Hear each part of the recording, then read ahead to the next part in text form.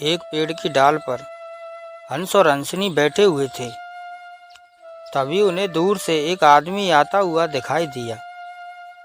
हंसनी के मन में शंका हुई और कहा, चलो उठ चलें, नहीं तो यह आदमी हमें मार डालेगा।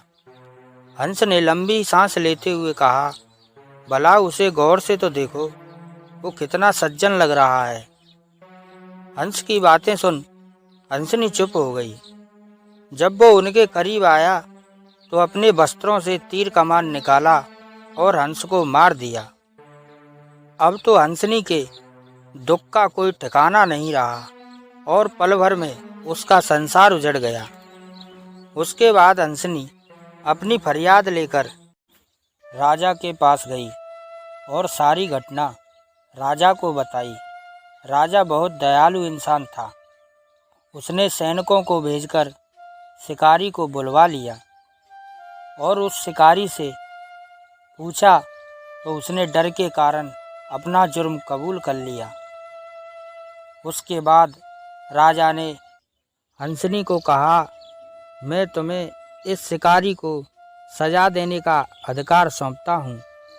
तुम जो भी सजा इस शिकारी को देना चाहो दे सकती हो। हंसनी ने बड़े दुखी मन से कहा, हे राजन, मेरा जीवन साथी तो इस दुनिया से चला गया, जो कभी लौटकर नहीं आएगा। मेरे विचार से इस क्रूर शिकारी को बस इतनी सजा दीजिए, अगर वह शिकारी है तो उसे हर वक्त शिकारी का ही लिबास पहनना चाहिए।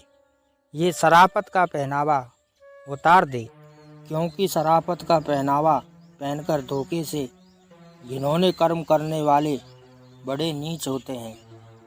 इनका चेहरा कुछ और होता है, दिखावा कुछ और।